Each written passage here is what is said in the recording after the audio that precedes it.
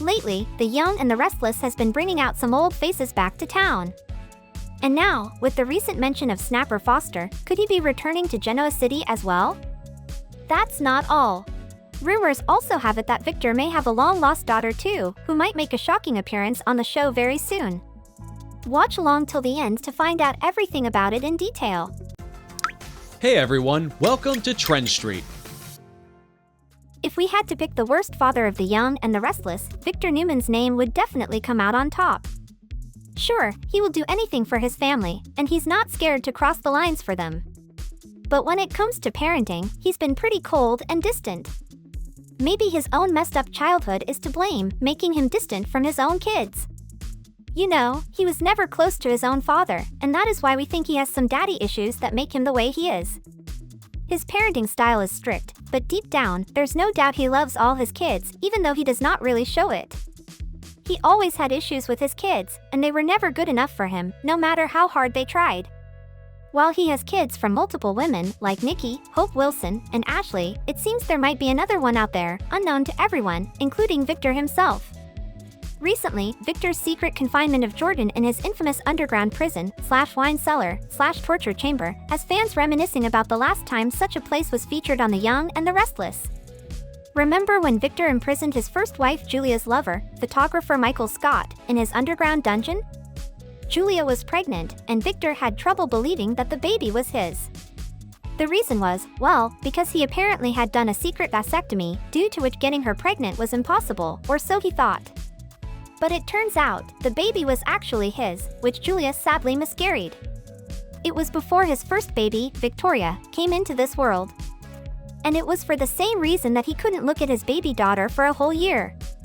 Of course, he got over his trauma eventually, the proof of which is the birth of Nick, Adam, and Abby, and a few other sad miscarriage from random love affairs. But there's one more potential Newman heir floating around, unaccounted for. Back to Julia, she eventually forgave Victor for his dungeon antics. Nobody can stay mad at him for long. After all, he is quite the charming rascal. Despite their tumultuous past, Julia and Victor became good friends over the years. In fact, she even told him once about how she wanted to have a baby on her own. Victor, surprisingly supportive, backed Julia's decision, and she eventually gave birth to a daughter named Jamie. At that time, she stated the child's daddy was Eric Garrison, an ex of Ashley Abbott. However, there isn't any strong evidence that proves Jamie's paternity. What we mean is, it's a common mistake Genoa City residents make, mistaking their children's real father. Remember how Diane believed Kyle to be Victor's son? Before Kyle became Kyle Abbott, the son of Jack Abbott, Diane went around calling him Christian Newman. Apparently, she had stolen Victor's sperm from the sperm bank and secretly gotten herself pregnant with his kid. Little did anyone know that Nikki had changed the samples with Jack Abbott, unbeknownst to anyone. If you look back at Abby's birth timeline, Victor did not either know that she was his daughter. Well, Ashley also stole the samples just like Diane did. The only difference was that her samples were not tampered with. Now, what if Julia got herself pregnant with Victor's child, the same way Ashley did, and lied to Victor about her daughter's paternity? Only Julia can answer this question, that is if the show hasn't killed her off-screen yet. You may know, actress Meg Bennett, who played Julia in the 80s, sadly passed away in April this year. So it's only fair to assume that Julia has passed away too. But here's a wild guess. What if Julia revealed to her daughter Jamie, her biological dad, on her deathbed? Jamie could suddenly appear in Genoa City, ready to claim her rightful place. Like the long-lost soap kids always do. Think about how Victoria and Nick reacted when they met their brother, Adam Newman. Even after all these years, they still treat Adam like an outsider. So imagine their reaction to Jamie, especially if she's inherited her mother's business skills.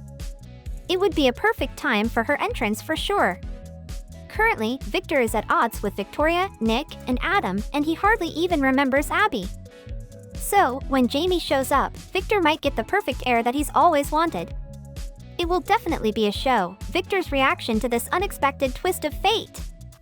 His complicated relationships and his tendency to keep secrets have shaped his family in unexpected ways. Now, Jamie's arrival could bring both chaos and opportunity, shaking things up for the Newman clan in ways no one saw coming. Speaking of possible returns, there's one more in the list, and it's a familiar one. It's about our good old favorite young and restless star, David Hasselhoff, as Snapper Foster. One thing we know about soaps is that they never drop names unless there's something more to it. It's usually a hint at what might be coming next. And recently, with Jill mentioning Snapper after years and years, it doesn't feel like a coincidence. If you're one of the original viewers of Y&R, then you know what she's talking about. However, for those newer to the show, here's a quick rundown on who Snapper really is. Snapper Foster made his first appearance in Genoa City back in 1973. He was originally played by William Gray Espy until 1975. And then, the role was taken over by David Hasselhoff until 1982. Later on, in 2003, Espy made a brief comeback, once again followed by Hasselhoff's return in 2010 for a few episodes. Snapper was introduced as a young medical student, torn between his feelings for Christine Brooks and Sally Maguire. He stepped up as the man of the house after their dad, William Foster, aka Bill, bailed on the family.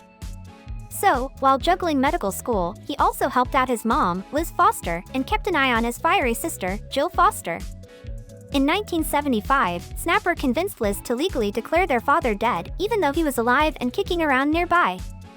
His father eventually returned home with cancer, and everyone welcomed him back, except for Snapper, who took longer to forgive him. So automatically, when Bill's life support was mysteriously switched off, Snapper was accused of his father's murder.